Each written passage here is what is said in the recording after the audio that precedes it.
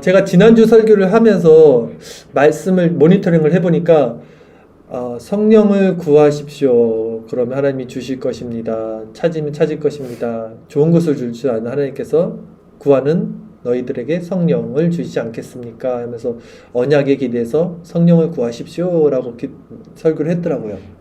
근데 그리고 다음 단락으로 넘어갔어요.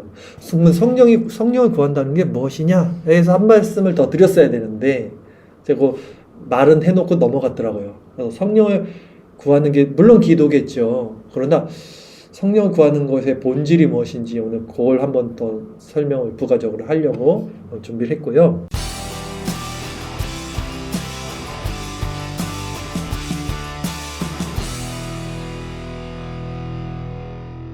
지금 우리가 읽었던 에베소서 5장 18절 19절 보면 이렇게 써 있어요. 그러니까 술 취하지 말라. 이는 방탕한 것이다. 오직 성령으로 충만함을 받으라 했어요.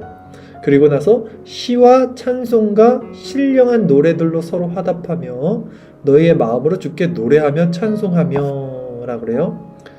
근데 우리가 또 읽었던 골로새서 3장 16절 말씀이 이와 같은 병행 구절이에요. 같은 어떤 형식을 취하고 있어요. 한번 볼까요?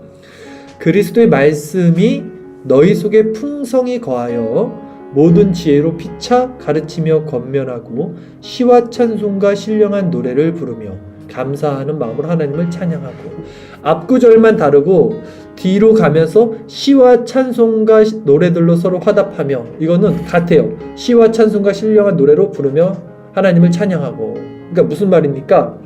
우리가 에베소서 5장 18절 19절을 읽었을 때 성령을 충만하라, 성령을 받으라 라고 말했는데, 같은 문맥 같은 구절을 담고 있는 골로새서에서는 이 성령 충만을 뭐라고 얘기하냐면 그리스도의 말씀이 너희 속에 풍성히 거하게 하라는 거예요. 말씀이. 그래서 모든 지혜로 피차 가르치며 권면하고, 그리고 시와 찬송과 신령한 노래를 부르며 감사하는 마음으로 하나님을 찬양하고, 즉 성령의 충만함을 받으라 했던 이 에베소서의 말씀은 말씀이 너희 속에 풍성히 거하게 하라는 이 골로새서와 이어집니다. 즉 성령 충만은 말씀 충만이다 라는 거예요.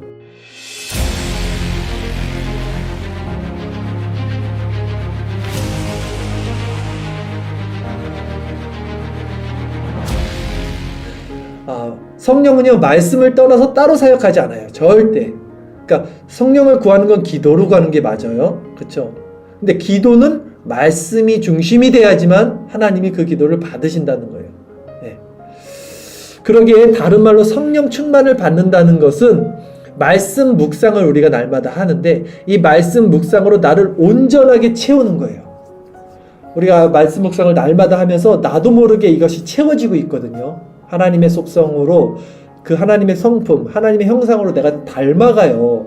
말씀을 보는 것만으로도 닮아간다고요. 나는 못 느낄 수 있지만 그렇게 이것이 가득 채우는 것이 뭐라고요? 이게 성령 충만이에요. 다른 게 성령 충만이 아니에요. 말씀으로 채워진 상태가 성령 충만. 근데 왜 말씀으로 채워지는 게 성령 충만이냐고 했을 때는, 말씀이 채워지면요 분별력이 생겨요. 기준이 생깁니다. 선악을 분별해요. 지각을 사용한다 그러죠. 그러니까 당연히 제 마음 가운데 평강이 있게 되죠. 이게 성령 충만인 거예요. 이 말씀을 채운다. 말씀을 채우는 은혜의 수단은 묵상인데, 이 묵상이라는 말을 제가 수요일날도 말씀 잠깐 드렸지만 히브리 원어로 살펴봤더니 하가라는 뜻입니다. 하가.